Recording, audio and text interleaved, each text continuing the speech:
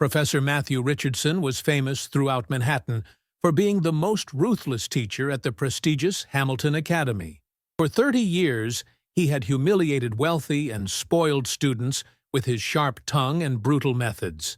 But that Tuesday morning in November, when a 12-year-old girl entered timidly into his classroom, worn clothes, holes in her shoes, messy hair, the professor thought he had another easy victim in front of him.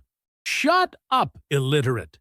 he yelled, when she tried to answer an advanced math question. "Go back to your ghetto, and don't waste my time."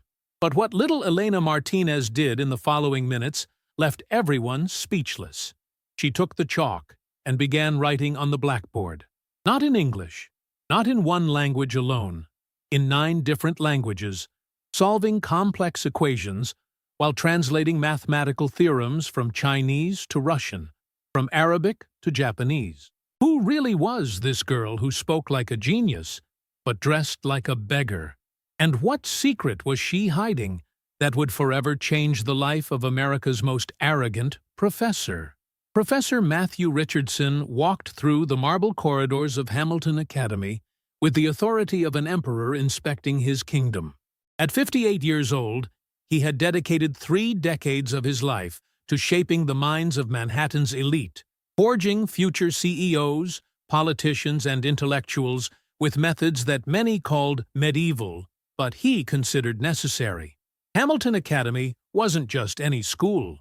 Located in the heart of Upper East Side, it hosted the children of America's most influential families, industrialists, bankers, tech billionaires who paid tuition fees of $30,000 a year to guarantee their heirs an excellent education. In those classrooms lined with premium wood and illuminated by crystal chandeliers, the destinies of American high society were decided. Matthew reigned over this world with an iron fist.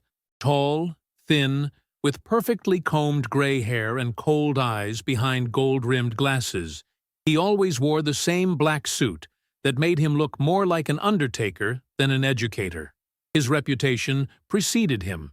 He was the man who had made the Treasury Secretary's son cry, who had failed the daughter of the Fortune 500 CEO, who had publicly humiliated the heir to America's largest media empire. His methods were ruthless but effective. He believed that only through humiliation and extreme pressure could you bring out the best in his privileged students. He tolerated no mediocrity, laziness, or excuses. Those who couldn't keep up were crushed without mercy, because in real life, he argued, no one would have compassion for their weakness. That Tuesday morning in November, as he entered the advanced mathematics classroom, Matthew prepared for the usual routine of intimidation. The lesson of the day concerned differential equations, a topic that even for his best students represented a considerable challenge. The students sat composed at their mahogany desks, impeccable uniforms perfectly pressed, designer backpacks placed carefully. He recognized all those faces. Alexander Whitman, heir to the automotive empire. Sophia Bloomberg, future media proprietor. Marcus Thompson, destined to lead the family fashion house. 20 kids who would one day govern economic America, but who now trembled at the mere thought of disappointing Professor Richardson. While arranging his notes on the walnut desk, he heard a timid knock at the door. The sound was so faint he almost didn't notice it. He looked up annoyed. Interruptions during his lessons were strictly prohibited, and saw the principal, Dr. Patricia Hayes, gesturing for someone to enter who had remained in the hallway. "Professor Richardson," said the principal with a tense voice, "we have a new student who will join your class." Matthew raised an eyebrow. It was very rare for new students to enter mid-school year, especially in his advanced course. But what he saw enter the classroom surprised him beyond all expectations.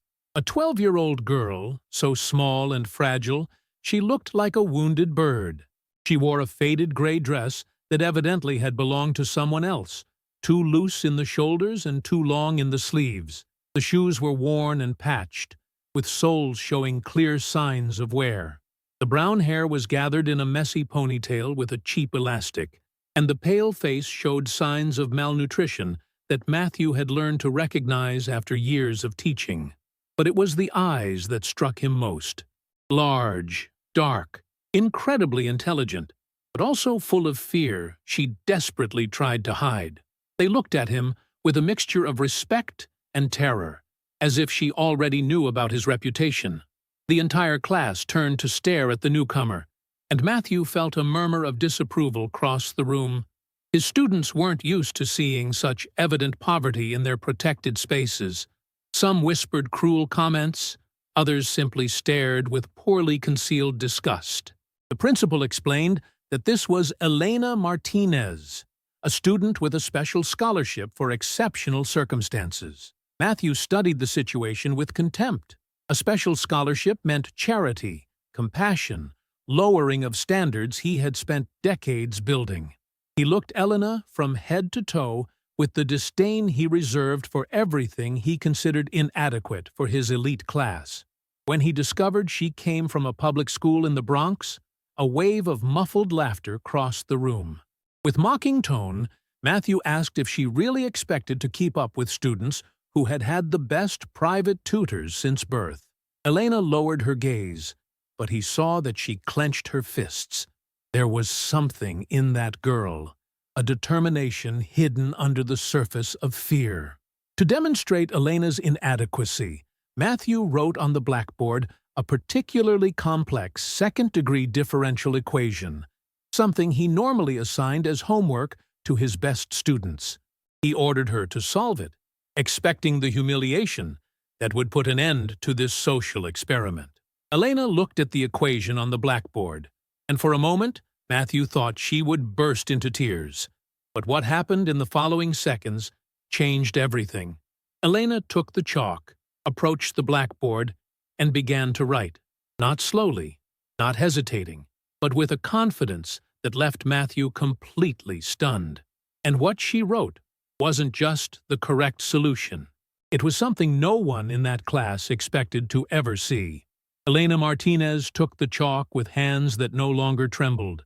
The moment she had seen the equation, the fear had vanished, replaced by an absolute concentration that completely transformed her presence in the classroom. She began to write, but not just the solution to the equation. Next to the math problem, she began noting explanations in what seemed like another language, then another, and another. Matthew Richardson remained paralyzed behind the desk. Elena was solving the differential equation with precision that would make a university professor envious, but simultaneously was writing the explanation of the method in languages he could barely recognize. The first block of text was in Mandarin Chinese, complex characters traced with calligraphy showing years of deep study. The second was in Arabic, with its elegant right-to-left writing flowing like art on the green blackboard. Then Russian, with its perfectly formed Cyrillic alphabet. Then Japanese, alternating hiragana, katakana, and kanji, with mastery that left everyone breathless. The class had fallen into tomb-like silence. Alexander Whitman had stopped rocking in his chair and stared at the blackboard open-mouthed. Sophia Bloomberg had put down her pen and looked at Elena as if she were an alien. Marcus Thompson whispered, "Impossible," under his breath. But Elena wasn't finished. She continued with German, explaining a particularly complex passage of the solution with mathematical terminology that Matthew knew but never expected to hear from a 12-year-old girl. Then French, Spanish, Portuguese, and finally English, concluding the demonstration with a synthesis that tied together all the previous explanations. When she put down the chalk and turned toward the class, Elena had returned to being the shy girl from before, but something in her eyes had changed. There was quiet pride, the awareness of having demonstrated something important. Matthew, for the first time in 30 years of teaching, couldn't speak. He looked at the blackboard as if it were an impossible work of art, something that challenged every belief he had about intelligence, social class, and merit. The mathematical solution was not only correct, but elegant. Elena had used a method he himself taught only to fifth-year students, applying it with understanding that went far beyond mechanical memorization. But what shocked him were the multilingual explanations. Each captured a different aspect of the problem, showing understanding of mathematics that transcended linguistic barriers. When he finally managed to speak, his voice was hoarse from shock. Elena simply explained that her parents, before dying, had taught her that knowledge has no borders, that every language opens a different door to understand the world. She revealed that her parents had been refugees. Her father, a mathematics professor at Damascus University, her mother, a comparative linguistics teacher in Tehran. When they had to flee, they brought with them only books and the determination to transmit everything they knew to her. Now she lived in a reception center in the Bronx, traveling 2 hours every morning by bus to have the chance to learn in a school that probably despised her. Matthew looked at the faces of his students. Some still seemed skeptical, others began to show respect, but most seemed deeply uncomfortable, as if Elena's presence had suddenly called into question everything they believed about merit and privilege. For the first time, Elena smiled, a shy but genuine smile that lit up her pale face. She explained that every evening after public school homework, her parents taught her a different language. They said every language is like a telescope that allows you to see the universe from a different angle. They kept saying that one day she would have the chance to use what she knew to build bridges between people. They didn't know it would be in a classroom like this one. Matthew felt something shift in his chest, an emotion he hadn't felt for so long he had forgotten what it was called. For the first time in 30 years, he wondered if perhaps he had been wrong about everything. When the bell rang, students began gathering their designer backpacks, chattering excitedly about what they had seen. Elena headed toward the door, but Matthew stopped her. As the class emptied, Matthew prepared to have the most important conversation of his teaching career. Elena remained standing in front of the desk, hands nervously clasped. Matthew observed her carefully, noting the dignity in her gestures despite the poor clothes, the intelligence that shone in her dark eyes, the posture of someone who had learned to silently bear much pain. For the first time in 30 years, Matthew invited a student to sit as an equal. Elena obeyed, keeping her back straight, as if someone had taught her that dignity doesn't depend on the clothes you wear. When Matthew asked her to tell him about her parents, Elena's eyes filled with tears she struggled not to let fall. Her father, Omar Martinez, was a mathematics professor at Damascus University. Her mother, Yasmin, taught comparative linguistics in Tehran. They had met at an international conference on multilingual education. When the war began, Omar lost his job because he had criticized government decisions. Yasmin had to leave Iran for the same reason.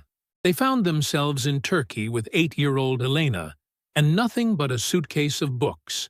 For 3 years they lived in refugee camps, but every evening, after what passed for school in the camp, her parents taught her. Enjoying the story? Give it a little like, and don't forget to subscribe. Now then, let's carry on. They had made a pact. Elena's education would never stop, no matter where they were. Omar had contacted Columbia University. Some Italian colleagues remembered him for his research. They were about to offer him a position when tragedy struck. A cholera epidemic in the overcrowded camp. The parents made sure Elena received the medicine first, but they didn't survive. Matthew remained silent, digesting the tragedy. This girl had lost everything, but had preserved the only thing her parents had managed to transmit to her, an insatiable hunger for knowledge. Now she lived in the reception center, helping with the smaller children who didn't speak English yet. She had obtained the scholarship through a foundation for refugee children with particular talents, after taking exams 3 times before they believed the results. When Matthew asked what she wanted to do when she grew up, the answer came without hesitation. Become a teacher like her parents, to show that knowledge has no frontiers, that intelligence doesn't depend on where you're born. Those words hit Matthew like a slap. For 30 years, he had done exactly the opposite. He had reinforced social barriers instead of tearing them down. Elena asked him why he had been so angry with her at first. The question, posed with such innocence, made him feel like dying inside. Matthew admitted he had forgotten what excellence really meant. Elena looked at him with those eyes too wise for her age and said her father maintained that the best teachers never stop learning. Maybe he was learning something new, too. In that moment, Matthew understood that his life was about to change completely. All thanks to a girl who had crossed continents and tragedies to teach him a lesson he didn't know he needed to learn. In the days following the Blackboard miracle, Hamilton Academy went through a silent but profound transformation. News of Elena and her extraordinary abilities spread rapidly, creating shockwaves no one had foreseen. Matthew found himself observed with curiosity instead of being feared. Other teachers whispered about whether it was true that the mathematics tyrant had been tamed by a refugee girl. Some were skeptical, others intrigued, but everyone wanted to see Elena Martinez. Elena continued arriving every morning after her 2-hour journey from the Bronx, always with the same poor but clean clothes, always with that silent dignity that made her impossible to ignore. But now, instead of making herself invisible, she began interacting with classmates. It wasn't easy at first. Alexander Whitman, used to being the best thanks to private tutors, reacted with hostility when Elena politely corrected an erroneous statement about the Spanish Civil War, citing sources in Catalan. But Elena looked at him with those wise eyes and responded that she wasn't showing off, just sharing what she knew, like he did when talking about his family's cars. The response, said without malice but with such honesty, left Alexander speechless and made the entire class reflect. Sophia Bloomberg was the first to warm up. During lunch break, she approached Elena, who sat alone with her modest sandwich from the reception center. She asked how she managed to know all those things despite having tutors for every subject and attending summer courses in Switzerland. Elena explained that the difference was in why they studied. She studied because she wanted to. Sophia because she had to. Her parents had taught her that everything you learn makes you freer. It was the beginning of an unlikely but authentic friendship. Marcus Thompson began asking questions about Middle Eastern culture. Other students began studying with more intensity, not from fear, but inspired by Elena's example. Matthew observed these changes with growing fascination. Elena's presence was bringing out sides of his students he had never seen. For the first time in 30 years, he began modifying his methods, replacing intimidation with intellectual challenge, humiliation with encouragement. One evening, after classes, Matthew stopped Elena while she waited for the bus. He proposed she attend advanced courses at Columbia University in the afternoon, offering to organize transportation and tutoring. Elena protested that she couldn't accept charity. Matthew explained it wasn't charity, but investment. She had the gift of seeing connections others didn't see, of explaining complex concepts in understandable ways. The country needed teachers like her parents. Elena accepted on one condition, that he continue teaching as he was now. Her classmates were learning more in those days than in years of fear. He had become the type of teacher her parents would have admired. As Elena's bus drove away, Matthew remained reflecting on how a 12-year-old girl had revolutionized not only his class, but his entire conception of education. But the real revolution was yet to come. 3 months after Elena's arrival, Matthew received a phone call that changed everything.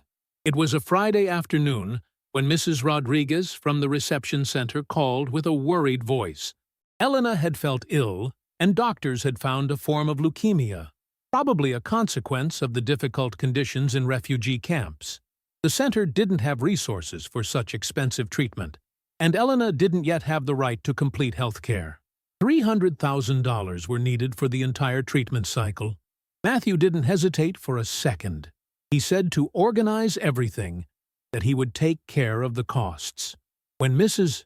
Rodriguez protested. He explained that Elena had invested in his education. Now it was his turn to invest in her life. That evening he called every contact in the academic and financial world, but realized that even liquidating all his savings wouldn't be enough. He needed help. Monday morning he did something he had never done. He spoke to his class not as Professor Richardson, but as Matthew, a man worried about someone he loved. He explained that Elena was in the hospital with leukemia and needed care that the health system couldn't provide. The class reaction surprised him. Alexander immediately offered the best oncologists through his father. Marcus proposed his family foundation's contribution. Sophia suggested organizing a conference to make Elena's story known. The idea took shape quickly. In 2 weeks, they organized Education Without Borders, Elena Martinez's story, at Columbia University. Elena, pale but determined after her first chemotherapy, agreed to participate. The day of the conference, the auditorium was packed. Matthew presented Elena with words he could never have imagined months before. This girl had demonstrated that true excellence isn't measured in dollars, but in curiosity, not in privileges, but in perseverance. Elena spoke for 40 minutes, alternating English, Spanish, and French, explaining how education had saved her and how every child, regardless of origin, deserved the same opportunity. The auditorium exploded in 5 minutes of applause. But more important were the concrete results. That evening, they raised not only the $300,000 for treatment, but enough funds to establish a permanent foundation for refugee children's education. 3 days later, Elena received a call from the Department of Education. The secretary wanted to meet her to discuss a national program to identify and support young talents among refugees. Matthew accompanied Elena to the meeting, watching her explain to the secretary how every refugee child carried knowledge that could enrich America, if only given the opportunity. Returning in the car, Elena said she believed her parents would be proud. Matthew replied they already were, and that he was proud too not only of her, but of what she had taught him. That true education doesn't create barriers, but builds bridges. 5 years after that Tuesday morning that changed everything, Matthew walked through the corridors of a very different school. Hamilton Academy was still prestigious, but now it was also a bridge between different worlds. The Talents Without Borders program, born from Elena's story, had brought 50 students from immigration and refugee backgrounds, no longer as isolated cases, but as integral parts of an educational community that had learned excellence has many faces. Matthew, now 63 years old, had completely white hair but younger eyes than ever. He was no longer the tyrant who terrorized students, but neither had he become permissive. He had simply become fair. His methods were still rigorous, expectations high, but now he taught with love instead of fear. Elena, 17 years old, had just returned from Geneva, where she had represented the United States at a world conference on multicultural education, organized by UNESCO. Her hair had grown back thick after chemotherapy, successfully completed 3 years earlier. She wore Hamilton's uniform with the pride of someone who had earned the right to be there. She was no longer the shy girl with worn clothes. She was a confident young woman, but had maintained that kindness and wisdom that had made her special. She now spoke 11 languages and had received full scholarships from Harvard, Oxford, and the Sorbonne.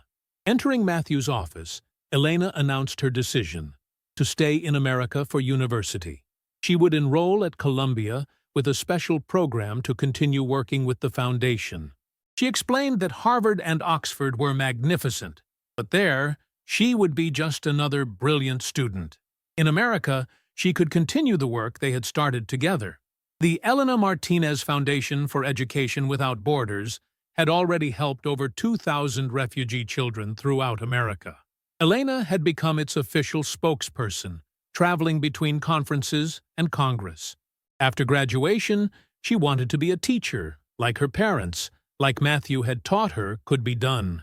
Looking out at the courtyard where American and foreign students studied together, Elena said what made her proudest was seeing Alexander teaching English to Omar, the Syrian boy, Sophia, who had convinced her father to create internships for their kids, Marcus learning Arabic to expand his family business working with local communities. Matthew told her he was proud of her because she had never become bitter. After everything she had been through, she had the right to be angry. Instead, she chose to make the world better. Elena explained that her father always said, "Anger is a luxury you can't afford.